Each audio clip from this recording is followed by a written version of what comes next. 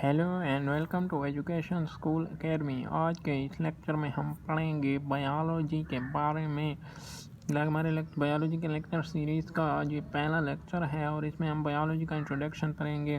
Video शुरू होने से पहले प्लीज़ हमारे चैनल को सब्सक्राइब कर लें और लाइक के बटन को दबा दें और साथ में बेल आइकन को दबा दें ताकि आने वाले तमाम लेक्चर्स के बारे में आपको पता चलता रहे। तो शुरू करते हैं।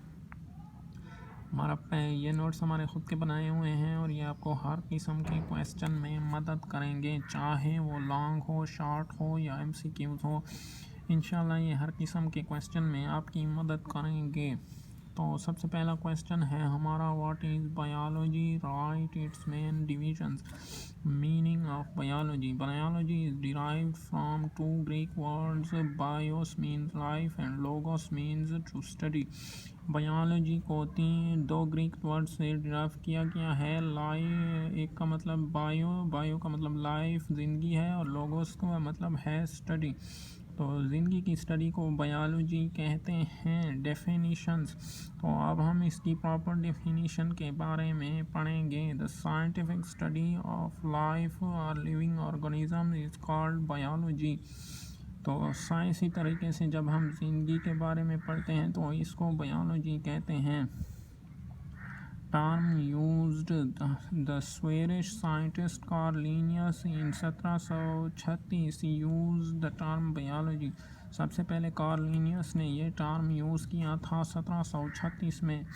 Main divisions of biology. Biology के 3 मेन डिविजन्स हैं, बॉटनी, ज़ूलॉजी और microbiology. Botany, the scientific study of plants.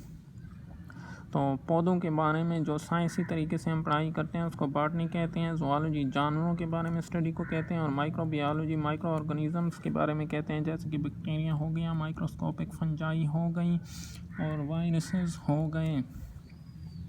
तो हमारा नेक्स्ट क्वेश्चन है, discuss viruses, discuss various branches of biology. Morphology, the study of form, shape and structure of organism. Morphology उस branch को कहते हैं जिसमें हम ऑर्गेनिज्म के शेप, साख्त और फॉर्म के बारे में पढ़ते हैं, तो उसको मॉर्फोलॉजी कहते हैं। आगे बढ़ते हैं।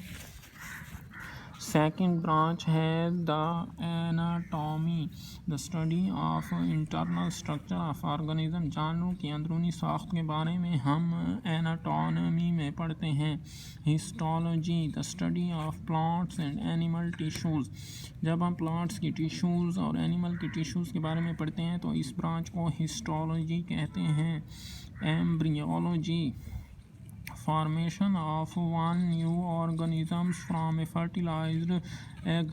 एम्ब्रियोलॉजी में हम जब एक नया ऑर्गेनिज्म अंडे से निकलता है तो इस स्टडी के बारे में तफसील से पढ़ने को एम्ब्रियोलॉजी कहते हैं। उसके बाद है taxonomy, the study of classification of organisms into different groups. Taxonomy organism को मुख्तलिफ ग्रुप में तकसीम करने के बारे में इल्म को कहते हैं। टैक्सोनॉमी, जब ऑर्गेनिज्म को मुख्तलिफ ग्रुप्स में तकसीम करते हैं तो इसको टैक्सोनॉमी कहते हैं। Palaeontology, the study of fossils of plants and animals. Study of fossils and plants is called palaeontology. Study of fossils of animals is called palaeozoology. तो पैलेंटोलॉजी उस ब्रांच को कहते हैं जिसमें हम फॉसिल्स के बारे में पढ़ते हैं। जब हम पौधों के फॉसिल्स के बारे में पढ़ते हैं तो इसको पैलियोबॉटनी कहते हैं, और जब जानवरों के फॉसिल्स के बारे में कहते हैं तो इसको पैलियोज़ोलॉजी कहते हैं। 7वें नंबर पे हमारे पास है immunology, the study of immune system of living organisms against disease is called immunology. तो जो डिज़ीज़ के ख़िलाफ़ हमारा डिफेंसिव सिस्टम होता है इसके बारे में पढ़ने को हम इम्यूनोलॉजी कहते हैं। इसके बाद है entomology, the scientific study of insects. Entomology, जब एंटोमोलॉजी वो ब्रांच है जिसमें हम इंसेक्ट्स के बारे में पढ़ते हैं। Biotechnology, the use of organisms for the welfare of humanity is called biotechnology. जब हम बायोटेक्नोलॉजी उस ब्रांच को कहते हैं जिसमें हम ऑर्गेनिजम्स को ह्यूमैनिटी के लिए इस्तेमाल करते हैं, उसके वेलफेयर के लिए इस्तेमाल करते हैं तो इस टेक्निक को बायोटेक्नोलॉजी कहते हैं। इसके बाद 10वें नंबर पे आ जाता है physiology, the study of functions and activities of different parts of organisms, living organisms is called physiology. जब हम लिविंग ऑर्गेनिजम्स के डिफरेंट पार्ट्स की एक्टिविटी के बारे में पढ़ते हैं तो इसको फिजियोलॉजी कहते हैं। सेल बायोलॉजी और cytology, study of cells and their organelles. Cell biology में हम सेल के बारे में पूरी तफसील से पढ़ते हैं तो इसको सेल बायोलॉजी या साइटोलॉजी कहते हैं। इसके बाद है इन्वायरमेंटल बायोलॉजी और ecology, the inter relationship of organisms and their environment is called ecology. तो जानवरों का अपने माहौल के साथ जो ताल्लुक़ होता है इसको इन्वायरमेंटल बायोलॉजी कहते हैं। इस ब्रांच को जिसके ज़रिए हम ये सब कुछ पढ़ते हैं इसको इन्वायरमेंटल बायोलॉजी कहते हैं। तो इसके बाद हमारे पास आ जाता है parasitology, the study of parasites and all aspect of parasitism is called parasitology. तो इस पैरासिटोलॉजी में हम पैरासिटीज़ और पैरासिटिज्म के बारे में पढ़ते हैं। इसके बाद हमारे पास आ जाता है genetics, the transfer of characters from parents to offspring is called genetics. तो जेनेटिक्स कहते हैं जब पेरेंट्स से ऑफस्प्रिंग्स में मुख्तलिफ उनकी खसूसियात ट्रांसफ़र होती हैं तो इस ब्रांच को कहते हैं जेनेटिक्स। इसके बाद हमारे पास आ जाता है सोशियो बायोलॉजी और social biology, the study of social behaviour of some animals.